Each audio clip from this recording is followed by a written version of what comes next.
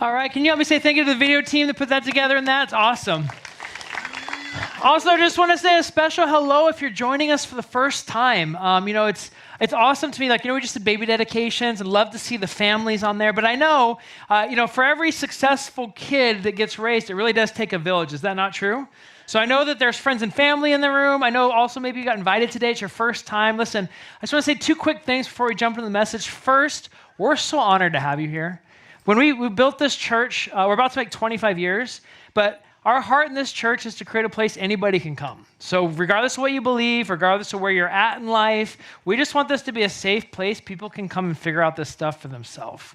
The second thing, though, is also just for everybody as part of our community. Guys, listen, we want everyone to thrive here in all areas of your life. That's really the aim of what we're going after in that, because Jesus says that he has come that we might have life and have it abundantly. And so we're going to be just looking at that. Now, what we do on there is we say, you saw the kids. And so, we don't just do services or programs on Sunday. We really try to design everything we do to help flourishing happen everywhere. So, for example, one of the things coming up that we have is we have our men's retreat coming up. And just wanted to highlight that really, really quick, just because for a lot of guys, this is the biggest thing we do for the men. And what we've actually found, I was with these guys yesterday, it's not just hey, you go away for a weekend and then it's only 2 days. It's not even over Sunday. But it's not like you just sit there and listen to people talk at you. Remember, I was sitting there yesterday and these guys were talking about, bro, I made these different friends, or, I had this business stuff, these business partnerships. And it's pretty wild. So the guys get away, they go fish, they go hang out, they go cruise. So rather than just trust me and my words, we just wanted to put one more video, just our guys talking and just sharing what it was like for them before we jump in today. So you take a look at this quick video.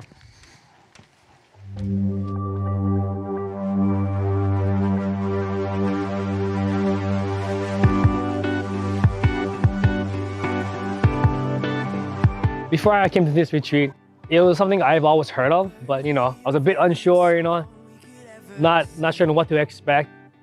Now that I've gone through it, it's been such a blessing. Some of the things that they had taught us at the last year's men's retreat was how to deal with unique challenges that men face. Those lessons learned last year really helped set me up for a very, very difficult year and to help me navigate that. So coming back this year was a no-brainer. Last year was an awesome time. The bonds we build, the friendships that we get to make here, meet a lot of new people, and I just wanted that again. The whole theme for the retreat was to be restored and to be ready. I tend to almost overdo a lot of the things I get into. And so one of the biggest things that I heard the Lord speak to me was to be still and know that I'm God. And to know that, even in my inaction, that my faith is strong because he is there and present was probably one of the biggest takeaways that I had. There's things oftentimes in your own heart that's holding you back from moving forward and getting closer to the Lord. Men's camp helps you dig into that. You return a better man for your family and for whatever else that that God has you for. When you come here to the men's camp, we realize you're not the only one going through whatever it is you're going through. And maybe sharing your story will help someone else also and build those bonds and build friendships and go through life together.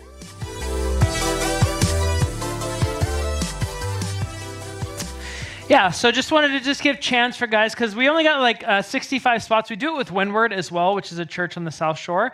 And we're actually down to under 40 spots right in that space. So if you sign up, you can do that. Also, this guy came up after last week and he's like, hey, we were sitting in church and my wife went sign me up right there. It's what's up with that, man? And so he's talking through that, but she just was so stoked in that. And he was grateful, dude, you married a good woman. So ladies, normally I don't encourage this, but if you want to just do it now, go for it. But the whole heart in that, guys, is listen, we just want to watch people flourish. We want you to be everything that you've been created to be. And everyone that's gone, we've seen, God meet them in really unique ways. So that's one. The other thing real fast is just we have our volunteer appreciation party coming up. And so what we do is we celebrate. It takes hundreds of volunteers to make church happen. We got people running cameras. People came this morning, 4 or 5 a.m. to help set up stuff in that. And a matter of fact, can we just say thank you to all the volunteers that really just go above and beyond? It's unreal. But we have a crazy party for you guys. I just heard they're going to go all out on that. We just need you guys to RSVP. And it is because it's our 25th anniversary. And so we're making 25 years in that. The actual service is 2 weeks from today we're going to do. But today I'm going to jump into the Word as we kick this off. We're in our greatest sermons ever preached. And my message today is entitled this: How to Build Long-Lasting Relationships That Thrive. Now, here's the thing. I know about you and I know about me, regardless how old you are, regardless if you're Christian, not a Christian, all of us want to have relationships that thrive. Is that not true? Like nobody pictures to themselves, you know what I want? I want to have friendships, business partnerships, romantic relationships that are terrible. That is what I'm after. Like the more drama, the better. Anybody think like that? Like, no, nobody, right? And more worse, you put so much time and energy into relationships, and then do you ever watch like people just dig out like after that? You know what I'm talking about? Like, it's like, right, it took so much to build this friendship or so much on this partnership, and it's like, I'm kind of upset because it feels like, not that it was a waste, but it kind of feels like that. You know what I'm talking about?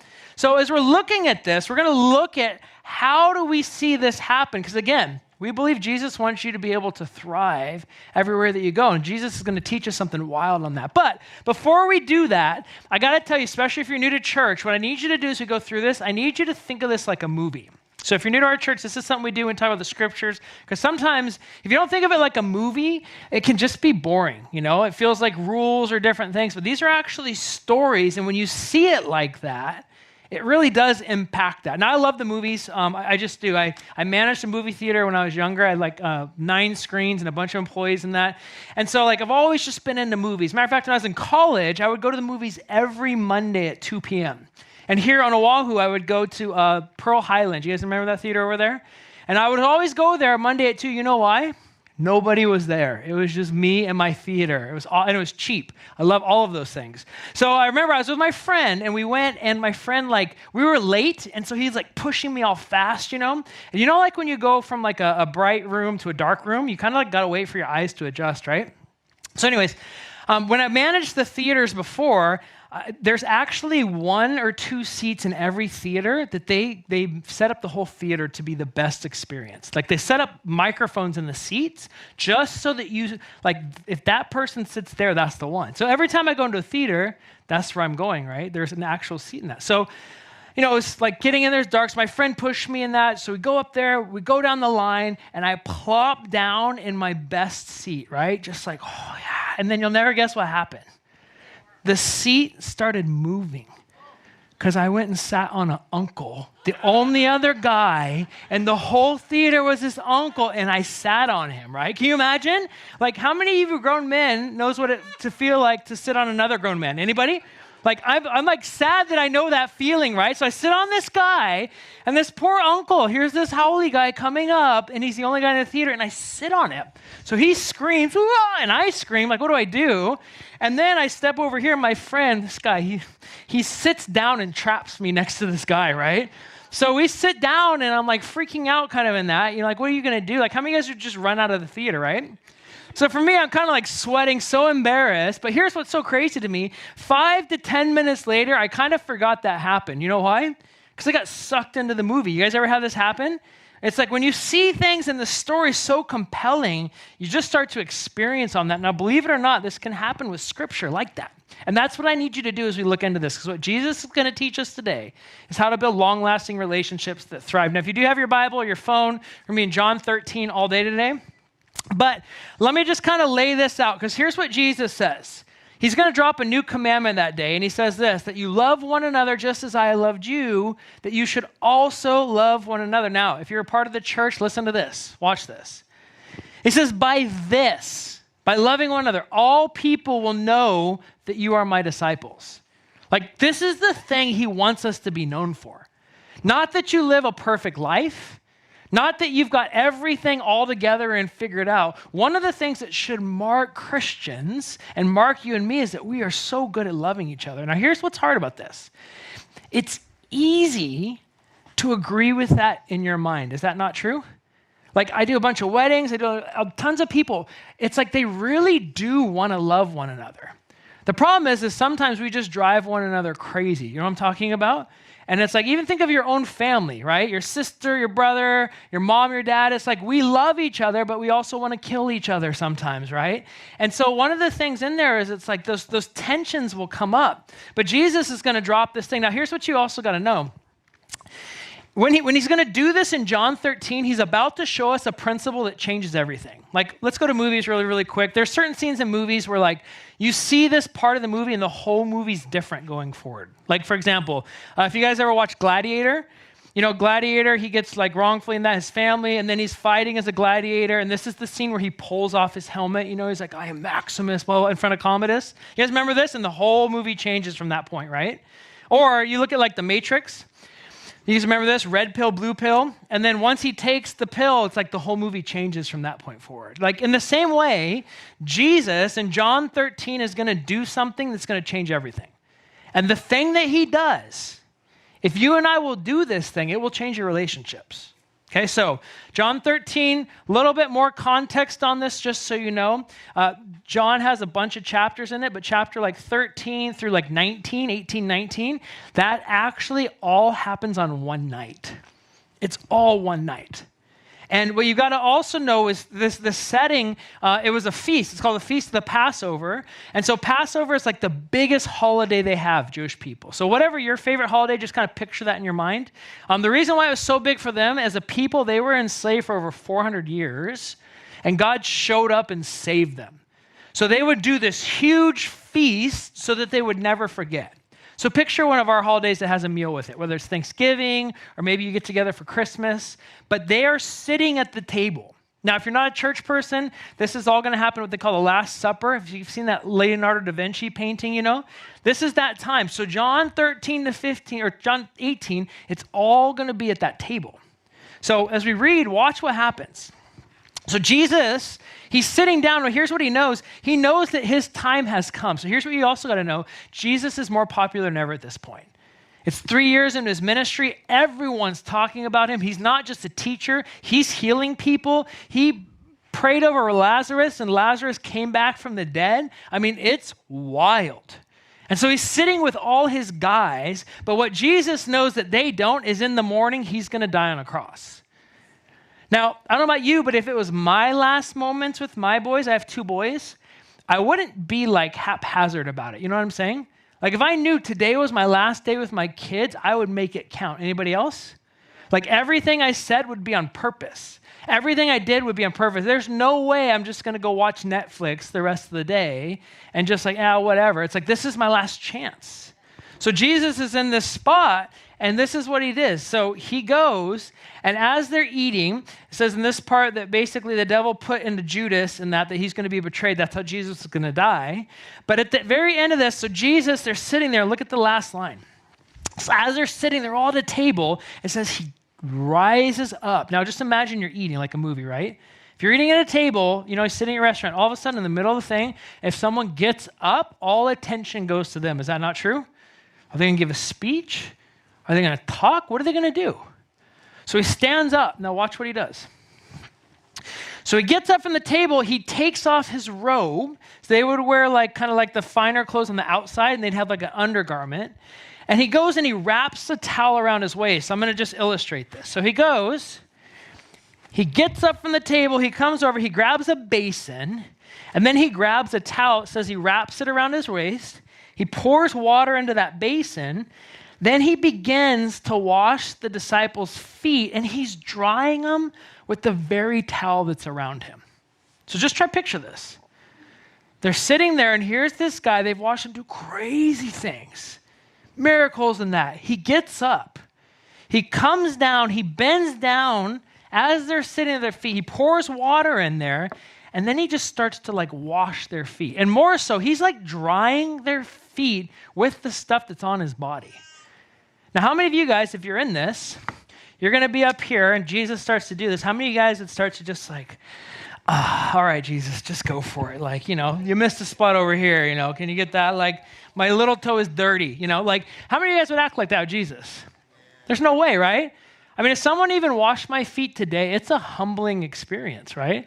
I'm like, hey, don't catch anything that I got on my toes. Just be careful, But there's no way I'm in that spot. It's a humbling thing because what you're thinking is, Jesus, you shouldn't be washing my feet. I should be washing yours. Like, get up. Don't do that. You know what I mean? Like, you ever everybody try to honor you a lot, and it's like, it's almost uncomfortable. You know what I'm talking about? Now, watch what he does. So he does this. He does it to all of them. It says, after washing their feet, he put his robe back on. He sits down, and he asks, do you understand what I was doing? Okay, now catch this. Remember I said he doesn't do anything by accident. This is the last night he has. Do you get what I'm doing? I'm trying to make sure you catch something. And this is the thing that's going to change your relationships and mine. You call me teacher and Lord, and you're right, because that's what I am. He's saying, you say I'm up here, and it's true, I am up here relative to that. And if I'm up here, and I am your Lord and teacher, since I'm up here and I'm washing your feet, you should also go wash other people's feet, each other's feet. I've given you example. Say an example. Okay, say it loud and clear, an example. Okay, he is showing you and me an example that if we will do this, it will change our relationships in our life all around us. Do as I have done unto you. See, here's part of the reason why I think this is so big when it comes to relationships. Most people, myself included, when I think of relationships, I think of it like this. It's like I'm sitting side by side with somebody. This could be a friendship, a business partnership, a romantic relationship. And we are in relationship and we are heading in a direction to raise a family, to do business together, to enjoy life together in friendship. But I see it as a partnership. And how I see it is listen, I'm here to love you and you're here to love me. I help you, you help me. You know, I work with you, I serve you, you go and serve me on that. And so I see it like this reciprocity thing, right? Is that kind of what? Jesus, on the other hand, is going to tell us, hey, when it comes to your relationships, I don't want you to think of yourself side by side anymore. What I want you to think of yourself is if you're in relationship with somebody, I want you to see it as you're there to wash their feet, to serve them, to be able to add into that. Now, I mean, if I'm honest with you, I get it, and I think this is a beautiful thing, but like this is not an easy thing. Do you know what I'm talking about? Well, let me tell you this. It is easy as long as after I'm done washing your feet, you're going to do what? Wash my feet, right? Anybody think like that? Like that's just kind of how it is. I wash your feet, you wash my feet. That's how relationships work. But Jesus is going to challenge us completely differently. Because Jesus doesn't get down there, wash his disciples' feet, and then says, okay, your turn to wash my feet. You know what I mean? He's literally modeling as it comes to you and how you handle relationship. I want you to see yourself in there. Now, I just want to ask, given the relationships around you, given your business partners, given your spouse, if you had a metaphor for this, or you had a posture, what posture do you take in your relationships? Are you somebody that you see yourself side by side, which most people do? I do. Are you see yourself somebody in that? Because typically what happens is we might start out, I want to put everything into this relationship and serve. But the problem is we serve, but we also have an expectation for them to serve us back. And what happens is when our pattern of reciprocity, I do for you, so you do for me, I do for you, gets broken, here's what starts to happen. People are less likely to serve, and what they typically start doing is, when it comes to relationships, it's almost like they cross their arms, and they say, you know what, I'll do my part when you do what? Oh, I cannot tell you how many business partnerships, how many marriage relationships, how many family conflicts is literally two people sitting like this saying, I'm willing to do my part when they go and do their part. Jesus is going to say, hey, you know what part I want you to do? I want you to get down there and I want you to serve that other person on that. Now, watch, like you'll see this pattern everywhere. I'll show it real fast in scripture. Let's use marriage for an example real quick. Paul says this, husband, love your wives just as Christ also loved the church and did what? Gave himself up. So if you're married, a husband and a wife, here's what a husband's supposed to do. You're supposed to serve, and the way you're supposed to serve is you literally lay down your life for her. You serve her. You give yourself up for her. Now, here's the thing. I talk to plenty of guys. They talk about like when they're going to get married. And, oh, I'm so excited, Pastor. It's going to be so good. She makes me so happy. She's so funny. She's so beautiful. She can cook. She does all this kind of stuff. And it's like all he's talking about in that relationship is not what he's going to put into it, but what he gets out of it. You know what I'm talking about? Now, it's not that he doesn't love her. I'm just telling you, most of the time in relationships, we like the benefit that we gain from it, and we don't think as much about what we're putting into it. So Jesus is going to say to him is, you know what?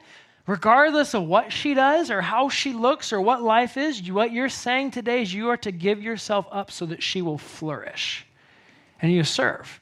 Now, what happens is a lot of times guys are like, I'll do it. And they start doing it. But what happens is they have an expectation of what she's going to do.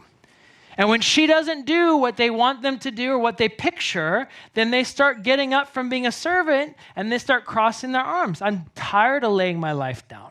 When is she going to lay her life down? Well, two things. Where do you see Jesus say you need to lay your life down, wife? It's not up there, right? So one, this is a unique husband thing. And the second is, where do you see it be conditional? You lay your life down for her if she does this. That's not up there either. Your person you follow is you're actually supposed to follow the example of Jesus, he gave his life up for us before we ever did anything for him. Is that not true? And he continues to come after us before we. That's the thing. But it's like always put it now. It's not that they don't say anything to wives. The wives, it's the different things. Wives, subject yourself to your own husband as to the Lord. So what does this mean? When you get down and serve on this, it's the same type of serving. It just looks different. Because listen, to subject yourself to your husband, that is a scary thing. Well, what if he's not worthy of it? I'll do it as long as he makes only the right decisions. I'll do it as only he makes the stuff that I want him to do and kind of in that space. And again, I just want to come back up to here. It's like, where's the conditional part to this? Both are challenged to serve. Now, I'll watch even in Christian marriage, I'll watch this. Is you have two people who really love God and really love each other, but what happens is they get so fixated on what the other person is or isn't doing that it stops them from doing the thing that God's asking them to do in the relationship. And things don't thrive. We get fixed and focused and try to do that thing. So 2 levels of this. First level is this. In relationship, focus more on what you put into it than what you get out of it. This is huge. Because what's going to happen, I can tell you, Satan does not want your relationships to thrive. And you know what he's going to be really good at doing? Pointing out the faults in the other person. Pointing out the inconsistencies. Hey, you know what? They don't even appreciate what you do for them. They don't see how hard you work.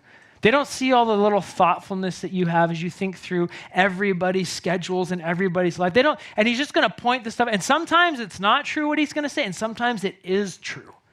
But he's going to get you to fixate on that. Because what he wants you to do is get this posture of, you know what? I'm done doing this. I will start serving when they blah, blah, blah, blah, blah. Does that make sense? And Jesus is going to say, no, no, no. I'm the Lord. I'm the highest of the high, and you watch me go first. And you go first, it changes. Second point on this, I'm going to go one level deeper. You got to continue to do this regardless of what the other person does. And this is where it gets so tricky. I'm going to go back here and serve for a second. So let's say I'm serving. What happens a lot of times is when we're serving in relationships, a lot of times we're serving, but we also have these hidden expectations of what's going to happen because we serve. I'll just use an example with my wife. My wife and I, when we were engaged, before we got married, we were on a mission trip with the whole team. We were in India. This is Mussoorie, India. It's this crazy place in the base of the Himalayas. It's like got wild traffic and all these crazy markets. And I actually learned to ride a motorcycle over there and so like go through all this chaos. And my wife, you'll never see her on stage. She's not like the public person. But she loves like fine details, like creativity. She likes to host and hospitality. So we were in India in a market, and she saw these bowls that were so unique that you could use to host people, you know? These are the most amazing bowls. Oh, yeah. I'm like, those also probably aren't cheap bowls. And we're going through that. So anyways, we leave, and then we have this little pocket of free time, which on that trip, you hardly get any free time. And in this little pocket of free time, I realized, you know what I should do? I should hop on this motorcycle, take my free time. I'm going to go down there, go through everything, and I'm going to buy those bowls for her. I'm going to be the fiance of the year, you know? So I go, drive through all the traffic, almost get hit by a car, almost get hit by a cow because it's India, and then get all the way over there, barter, get these bowls, and I'm coming back, and I'm like, oh yeah, like, you know what? You are doing it. Like, she is lucky to marry you, you know? Like, I mean, I'm not thinking that, but I mean, it is true, right? So I get up there and I go and I give her these bowls, right? Like, babe, you're never gonna believe it. And I pull out the bowls, boom. And I'm expecting her to be like, oh my gosh, I'm the luckiest woman alive. Not only do I have these bowls, but I have a fiance who gets me these bowls. You know, this whole thing. And you know what she does?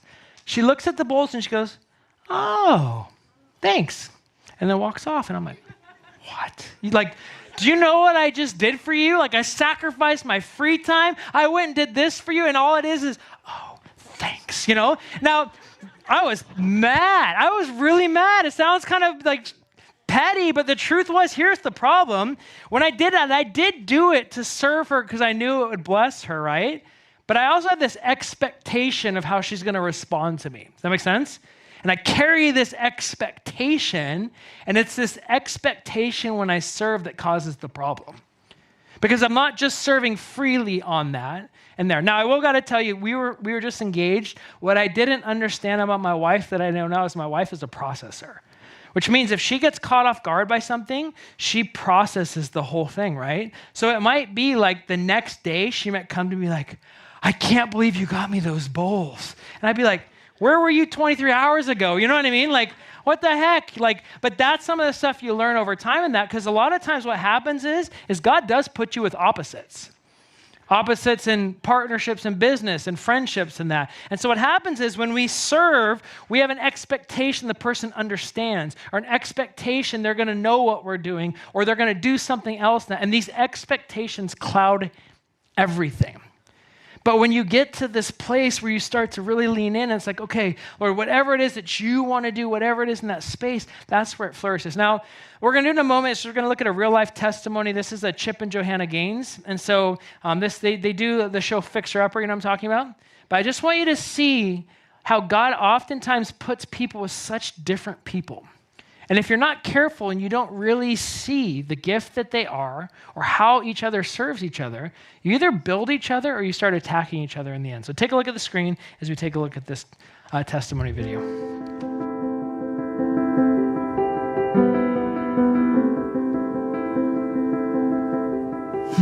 That's hard. Favorite thing about Chip? If you give Chip a boundary, he's going to break that boundary.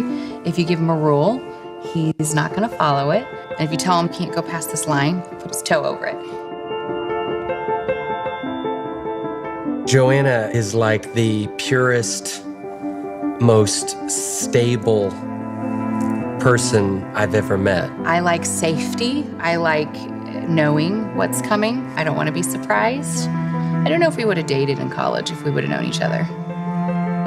My wife is a bit of a wallflower. You know, I joke with her pretty publicly that she was almost awkward when we first met. You know, he always jokes I'm the guy in the relationship. Because when he wants to talk and dig, I don't want to talk. I just want to eat my fries. I would have been the guy on a horseback riding off into the wilderness. I mean, that's who I sort of was by nature. And Joe could not be more opposite than that. Fear and failure doesn't even cross his mind. He doesn't let that even go through one ear and out the other. The little voice in your ear that talks when you're being quiet, my little voice tells me how handsome I am, tells me how funny I am, tells me how rich I'm gonna be. You know, it's just constantly talking. You can't censor Chip. I used to drive my truck and I would play a little game with myself to see how out of gas I could get without in fact running completely out of gas. And she was like, why would anybody want to play that? For someone who is a rule follower to a T, it's an adventure.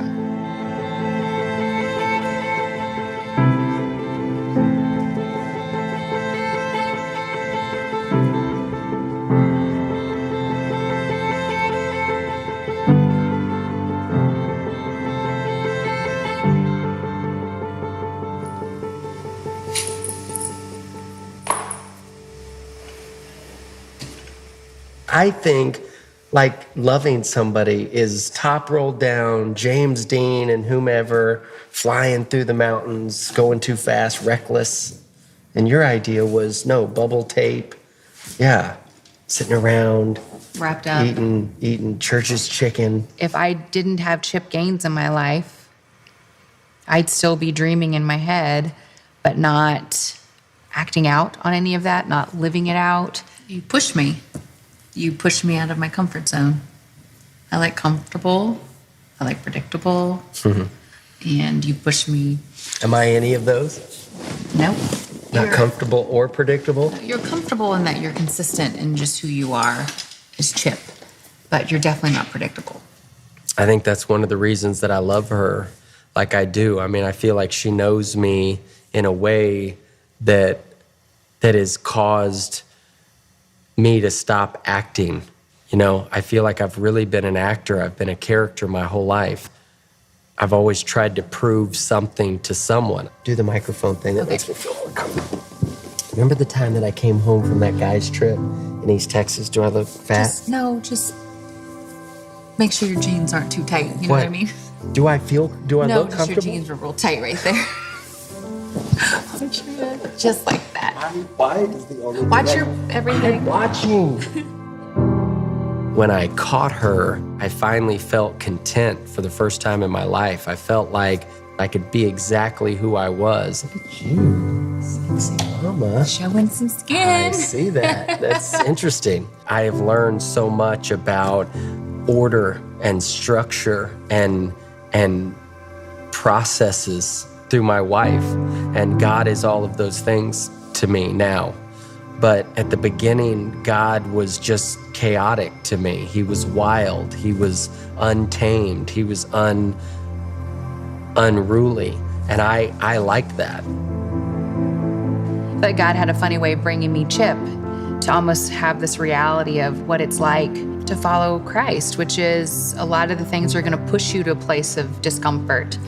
A lot of things are going to push you to a place of freaking out. It takes someone who's externally whatever that processes, yeah.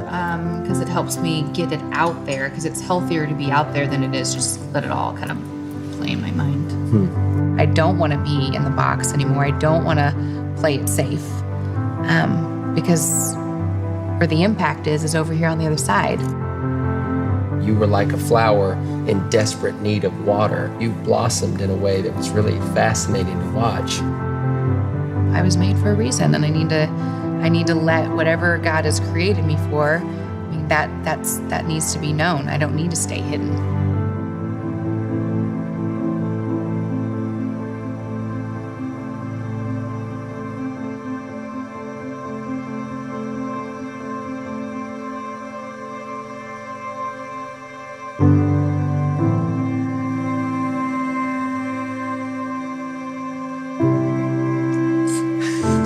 That's really pretty.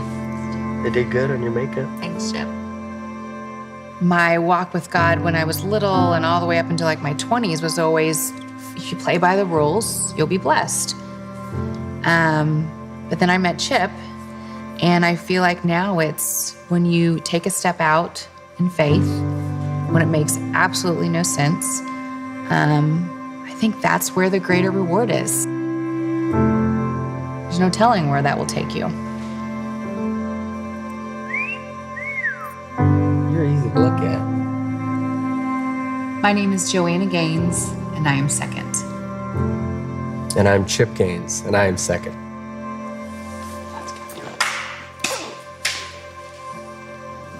That was legit. I don't think so. I think so. Let's try that again. Oh. Yeah, that's good. Now, quick question for you. Are they the same type of person or different? Radically different, right? And you could have saw two different stories up there depending on how they responded to each other. If they weren't able to lean into Jesus and actually serve one another, you wouldn't see a unity up there even though they're different. You'd actually see friction and tension all over the place, right? And so it could go one of two ways, but the truth is a lot of times what you're going to find is like as we serve, what we need to be able to do is to serve and just focus on the relationship. What am I adding into it? How do I give to this person? And like I said, regardless of what they give back. Now, some of you are like, yeah, but that's not fair. Like I'm giving so much and I'm getting so little in this, and it's like I feel empty on this. Like, how do I just keep doing this? Because it's one thing to understand it, it's another thing to actually do it. Now, I want to just show you this quick scripture on this. This is from Colossians. But what Paul is going to tell us is this. Is listen, whatever you do your work heartily as for who? The Lord. So what the key to this, whether you're in a friendship, a partnership, a romantic relationship, when you serve the other person, you're not serving for them, you're serving for the Lord and not for people. Why? Because it's God that's going to be the one that rewards you. So here's what you've got to understand. When you posture yourself like this, and when you serve, you posture yourself in a way that God will start blessing you in radical ways, regardless of what the other person's doing. It's one of these like things, it's like it takes great faith to serve like this, especially if it's a more difficult season of your relationship. But when you start to do this, it's like God takes care of your heart. God takes care of your mind. God takes care of you in like just dramatic ways. Let me use one more illustration because I think this will help also. See, the reality is a lot of times when we're in a serving or a type of relationship, one of the things that we feel is it's like, listen, I'm giving you what you need, but you're not giving me what I need. And what it kind of like says is it's like there's this like capacity that we have that we need something in the relationship to be filled. So let me say it like this. This is a quote from a friend that's a pastor, but he says, sometimes people only have the capacity a quart capacity to love when oftentimes we need a gallon of love. So let me show you the difference. This would be like a gallon or 2 gallons in that. And this right here is exactly a quart. So what happens is you're in a relationship. Let's say this is you and you're serving and you're giving. And what happens is it's like, I have this need, like I need a gallon from you. But the problem is sometimes the people in relationship with, all they have is a quart to give. Now here's the thing. Often in relationships, they'll actually give to you. And so they'll start to pour in and they'll give and they're doing their best in that. And it goes in that. But the problem is as it goes in there, it's not that they're not adding to you. It's just we're very conscious not of what is there, but what's not there. It's not enough.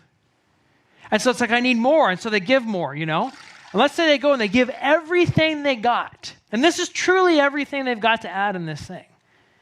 But when we're in this, it's like it's not satisfying. It's not enough. And so a lot of people then think is I'm in the wrong relationship. I'm in the wrong business partnership. I'm in the wrong friendship. I need to find somebody who can actually fill me. The problem is human capacity is probably a quart no matter where you go. The problem is you're looking at the wrong source for life in the relationship. You need a bigger source. And that's not really going to be found in a person. You bring up this. Let's use one other. So let's change the source in this. And so I'm going to bring up this Costco bucket right there because Costco has everything. And so this is going to represent God for illustration today. This is like God, right? Even though when you go to Costco on the weekend, it's like God forsaken. It's so crazy in there. But let's pretend that this is in that space, right? So we're in that. Now what happens is when it comes to God in that, he has no problem filling us to capacity. No problem giving us the peace, the joy, the security, the hope. Whatever it is that we need, it's like, okay, and like, well, I need more, God. It's like, no problem. I've got more than that. Now, some of you guys are like, what happens if the bucket's empty? Like, hey, remember, this is Costco.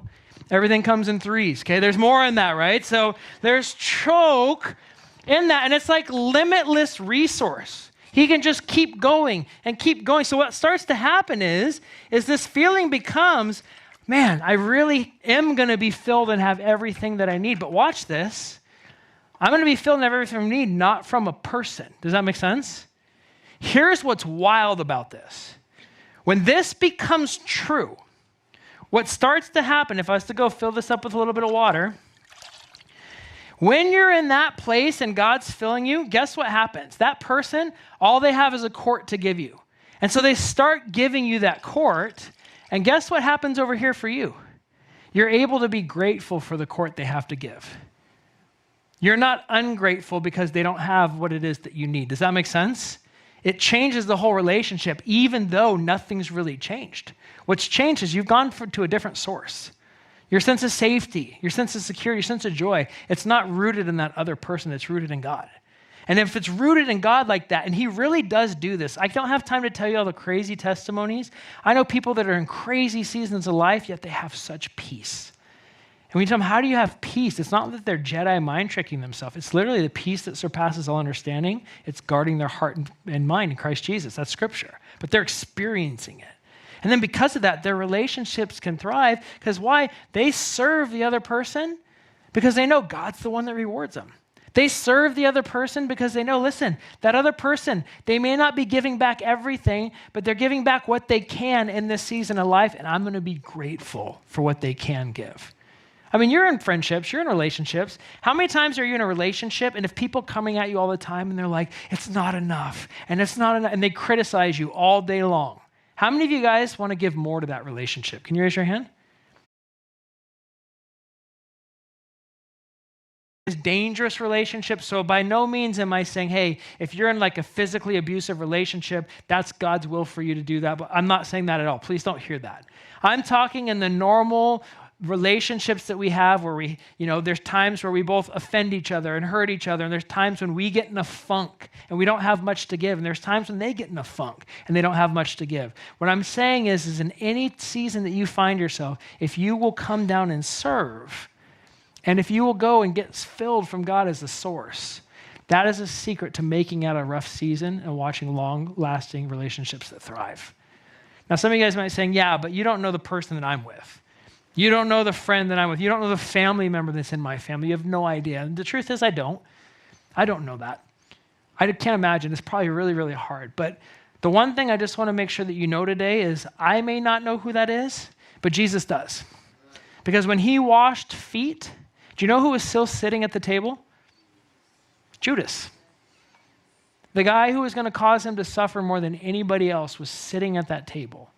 And he still got down on the knees and washed that guy's feet. And here's the crazy thing.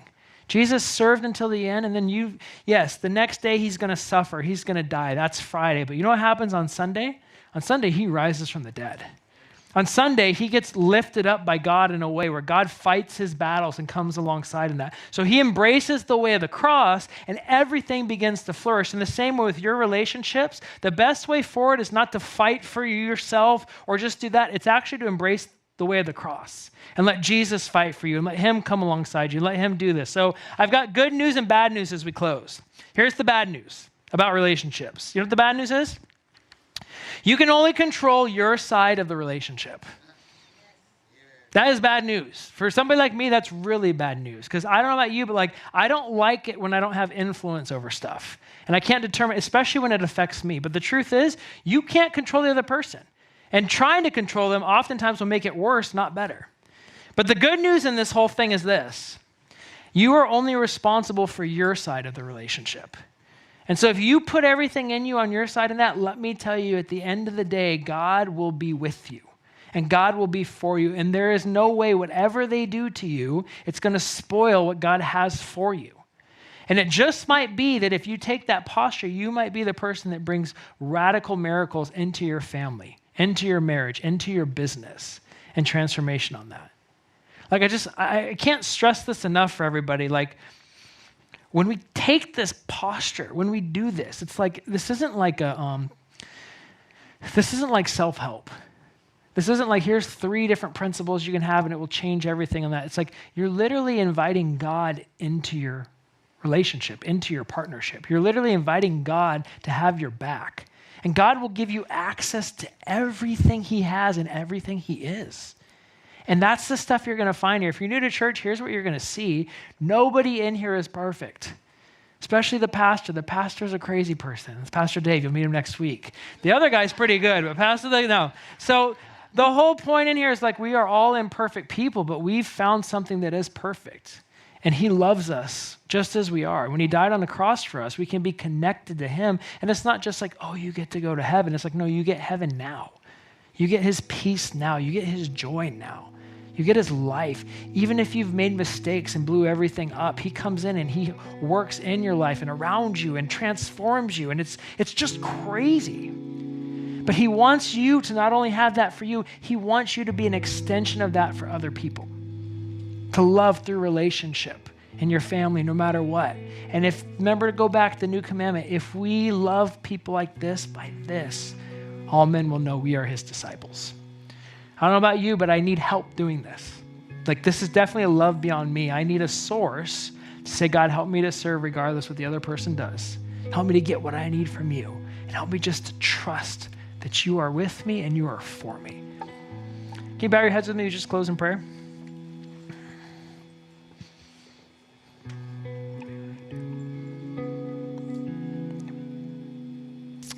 You know, today I'm going to pray for two things. In a moment, I'm going to pray for specific relationships. And I'm just going to pray that God would release a radical blessing. But before I did that, I just wanted to do something else. It's our habit here at this church to give people a chance to respond to God and just make a decision to come in a relationship with him. And before I pray for your relationship or anything else, I just want to make sure that anybody here who wants to have a relationship with God, which is the most important relationship you'll ever have, that you have a chance to do that. And so here's what we're going to do. In a moment, I'm going to ask you, with everyone else's heads down and eyes closed, I'm going to ask you if you want to start a relationship with God just to raise a hand. No one's going to be looking around. But this is basically the beginning, because what happens many times is you come into an environment like this, it's not my words, it's not anything else, but a lot of times it's like something will start happening inside of you. It's happened to all of us. And what it is it's like the Lord, he is so much more for us than we realize. He doesn't want to judge us. He doesn't want to condemn us. He wants to bring life to us, but he never goes where he's not invited. And so if you're here today and you feel something happening inside you in your heart, we want to give you a chance. What we want to tell you is that's God basically saying, today, I want to start a relationship with you. I'll take you just as you are. You don't need to go fix your life and be perfect.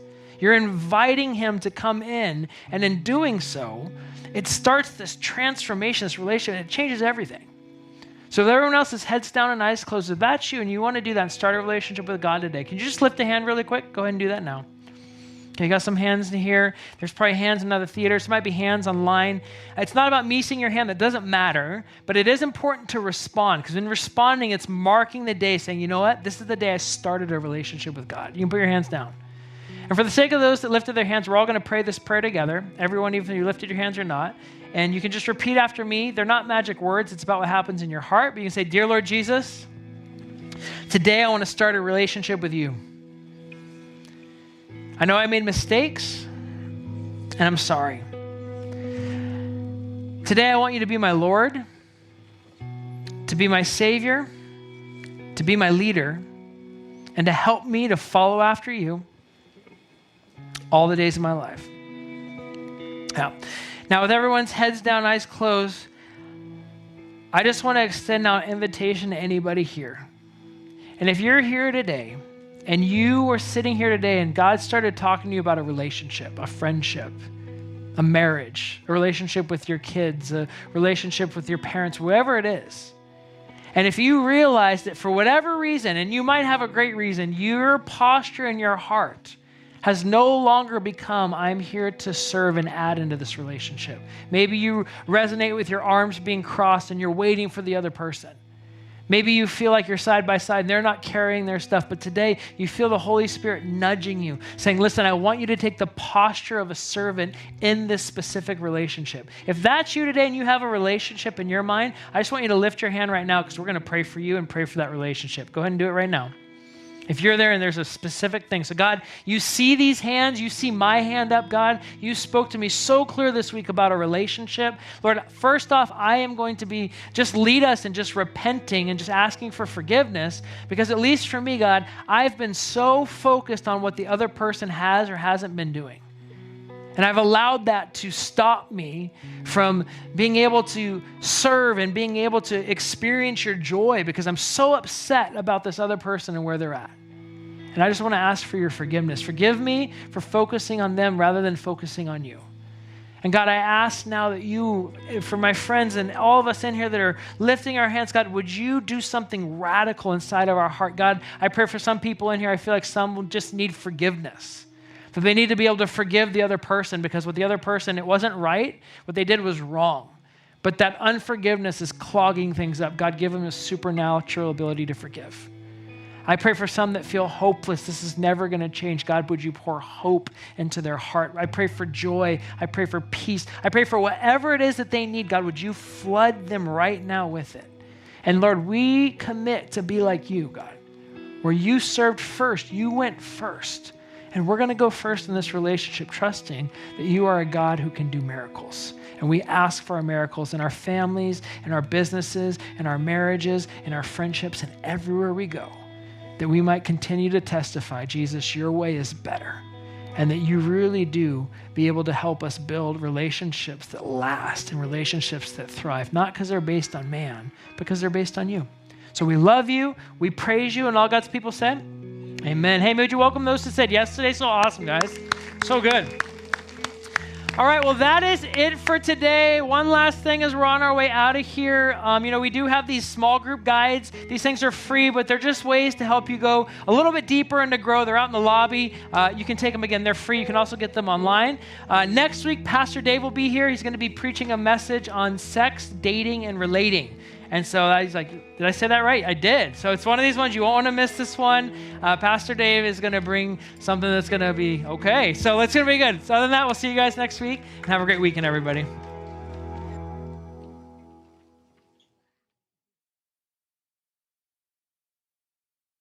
Hey, thank you for watching today. I want to invite you to subscribe to this channel so you don't miss a single video or live stream.